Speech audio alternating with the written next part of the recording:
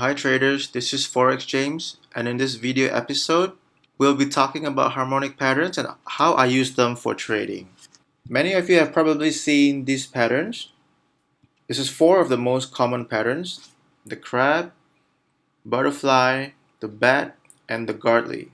The Gartley is named after the founder himself. He actually discovered these patterns occurring in the stock markets many years ago, right? And if you just Google harmonic patterns, you'll be able to easily find an image like this on the internet. So what are these patterns uh, essentially? These are patterns to find our entry point, the D point. So let's take this for example here, the Gartley, the bullish Gartley. Okay, this is how you should be using them. When you see a trend, a bullish and a strong uptrend, and your direction is to the upside, and you're looking essentially on where to enter on the retracement. So with this pattern, it tells you exactly where you should be re-entering and where price is expected to continue its move to the upside.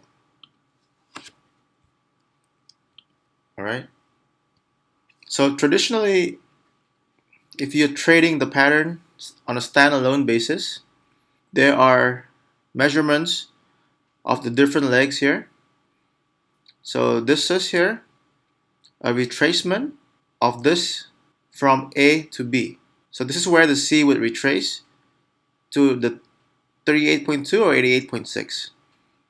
And the D point is an extension of the B and C leg, as well as a retracement of the X and A, which is 78.6, and that's for the Gartley.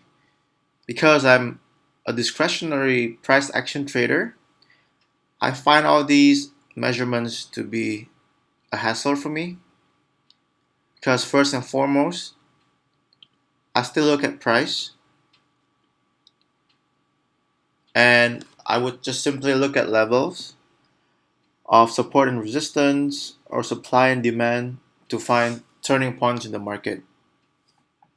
The psychology of this pattern is that this is basically a fake move to the upside.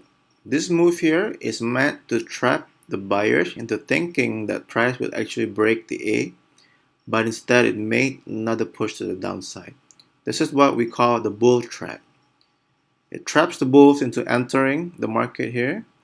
Instead, the bulls get stopped out and they finally are able to re-enter here with the more dominant bulls on this side who are more willing to push price further.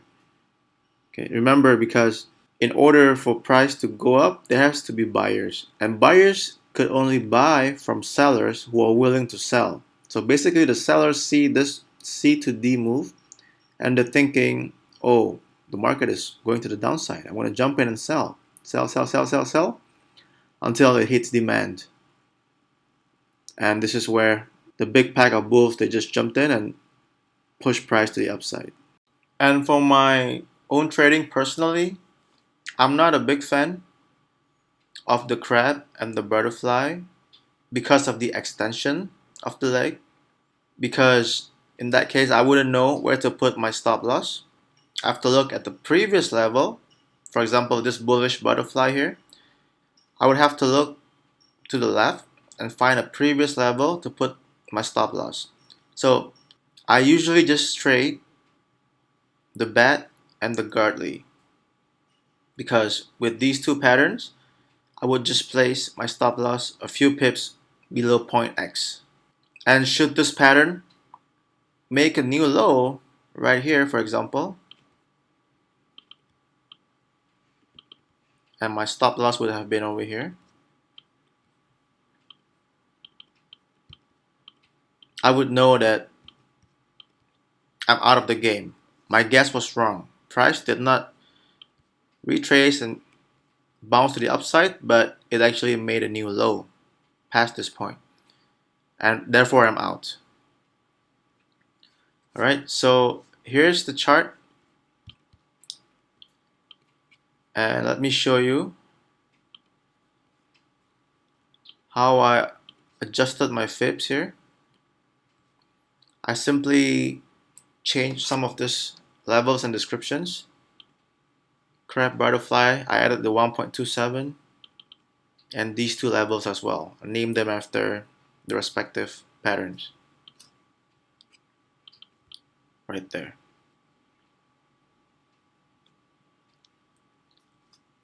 Let's start the process of how I will use harmonic patterns into my trading.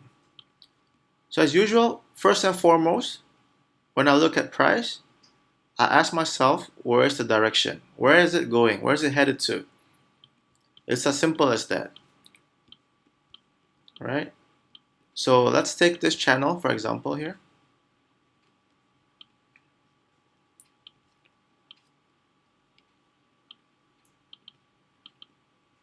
Let's just pretend we can't see this side of the chart, okay? And I have this pattern forming.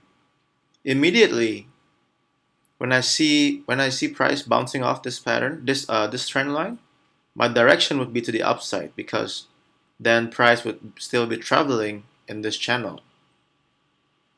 All right. With that being said, I would simply look for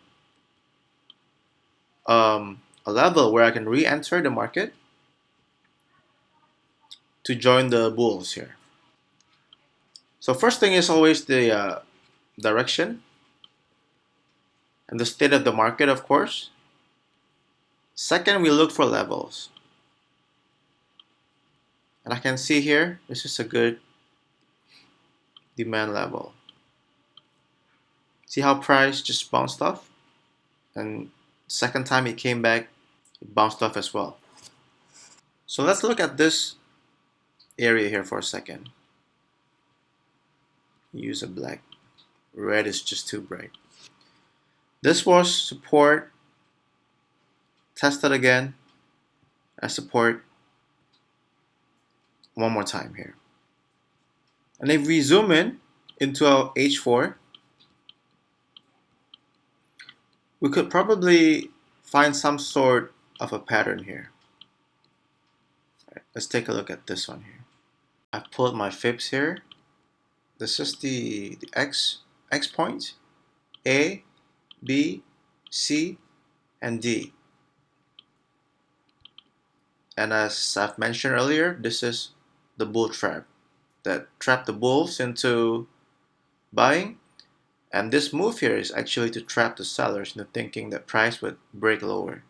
As you can see, there is some retaliation here on the Gartley and the bet zones. All right. We may have been stopped out here if I placed the stop loss just a few pips beyond the X, but if you were to look back and see a level that's close by, a strong level, we would probably have been still in the trade.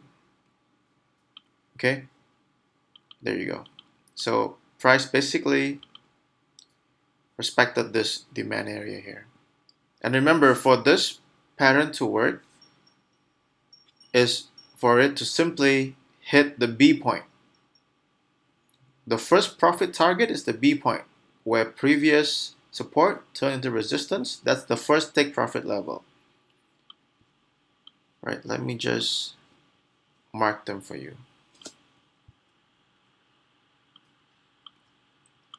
So here's X.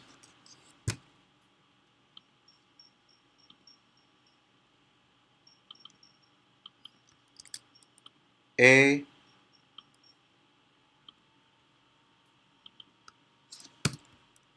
B,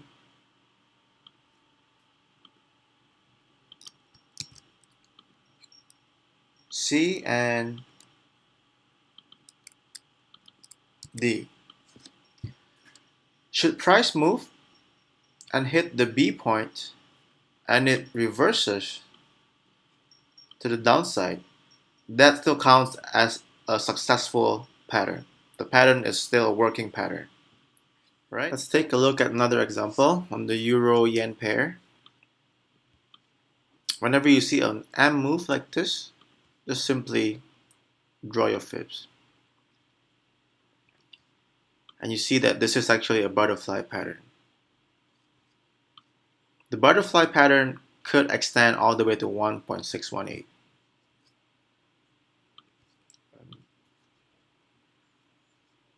That's another reason why I don't like to trade these extension patterns. It's not as easy to trade in my opinion as these two patterns, right? So let's see, in this case here, if you were to trade the butterfly, you would have to like zoom out and you would have to see previously where a strong level is, right here, right? Test it, test it. I would have been stopped out if I've traded. Let's find a level here, somewhere here. It's probably this one here. You would have to be able to identify that there's demand here and place your stop loss below this demand area.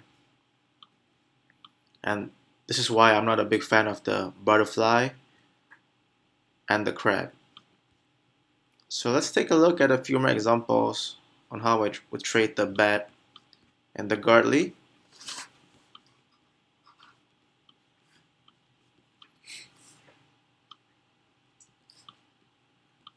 Alright, let's take a look at this one here. Strong move to the downside, pull back. This is essentially the bear trap. There you go. This is not a perfect pattern because the point C here exceeds point A, but it's okay. You could either draw it like this or like this. Doesn't have to be really perfect. You know, the market, it could vary from broker to broker. The feeds could have been different. But as you can see here, the Gartley pattern has been respected, right? This also coincides with the previous demand level that's now turned into supply. It's a swap zone. And the stop loss would simply be above here. Here is another example on a pattern. This is already obviously a W. It's M or W's. Looking at price, this is a demand, sorry, this is a supply level. Let me zoom out for a second here.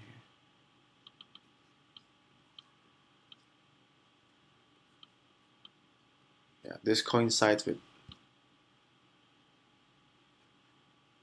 the levels here. Here. So this is a prominent supply level. And I would already be looking to short around here, looking at price. Seeing this supply level and a harmonic pattern. Again, this overshoots the point here, the A point, but it's okay. So as you can see, it pulled back all the way to the bat pattern. I like the bat pattern because it gives me a better entry because it's closer to the stop loss. I could have a tighter stop. Would have placed probably a limit order here, stop loss right above here.